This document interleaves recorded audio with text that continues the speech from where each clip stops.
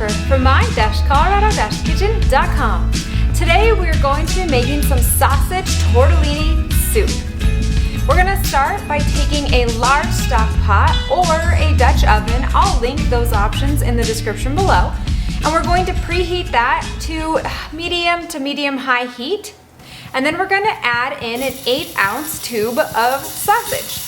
You could use your favorite sausage here. It could be sage sausage, which is what I'm using, or you could use an Italian sausage, whatever is best for you. While that sausage is back there browning, we need to get our aromatics ready. So we're gonna take one white or yellow onion and we're going to dice that up pretty thin. If you guys like some quick, easy, real, from scratch recipes, then one, you've come to the right place. But make sure you hit that subscribe button so that you don't miss any new recipes that I post. I post new ones each week. You're gonna wanna make sure you stir that sausage so it's nicely browned on all sides. Next, I'm gonna prep my garlic. We're gonna use 3 garlic cloves for this. And once that sausage is mostly cooked, then I'm gonna add in 1 tablespoon of butter. And then I'm gonna add in that chopped onion. And then I'm gonna add in my garlic. I'm going to use a garlic press, which I love this one. I will link it in the description below. And it's going to easily chop up that garlic. You can also just chop it up into small pieces, whatever you would like. We need to make sure we stir that all together. And you're gonna let that cook for about 3 to 4 minutes until that onion is nice and soft. Your house is gonna smell amazing. Meanwhile, I'm going to prep my sage. You could use dried sage, but I love to use fresh sage. We're gonna do 1 tablespoon of chopped sage or dried sage. If you guys buy a whole packet of sage and then need something else to do with it, then I will link my beef sage gayette in the description below.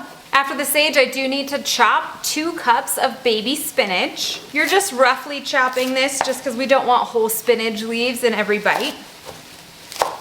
Now we're gonna build on that soup's flavor by adding my sage and chopped spinach straight to that pot. Then we're gonna mix it together and we're gonna add more seasonings. We're gonna start with 1 teaspoon of salt. We're gonna add in a ½ teaspoon of pepper, then 1 teaspoon of Italian seasoning. Then this next seasoning is up to you. We're gonna do some red pepper flakes. You can do a ½ teaspoon, 1 teaspoon, no red pepper flakes, whatever you would like.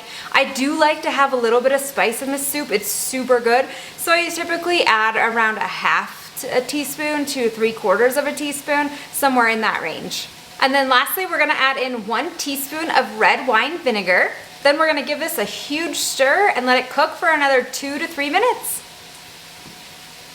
This is such a great weeknight soup. It comes together really quickly. It's easy and oh, it's so delicious. It's creamy. Your family's gonna love it.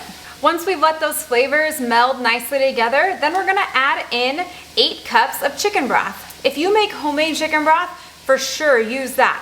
If not, I love to just get some at Costco and then I put that in the soup and it works just great. It's still some good organic chicken broth. And then we're going to add in 1½ cups of cream.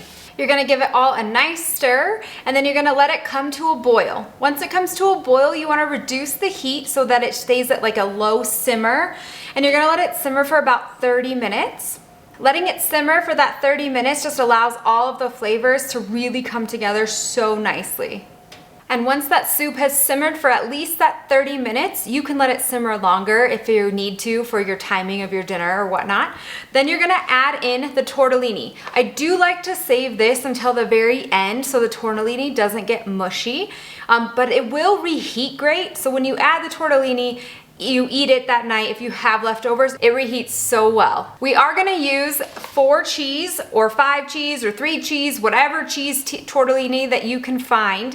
And we're gonna get a family size pack, so around 18 to 20 ounces of tortellini is what we're going to put in this soup. I think if my kids had their way, they would add double the amount of tortellini that we put in there, but just 1 family size package is plenty. You're just gonna let those cook for about 3 to 5 minutes.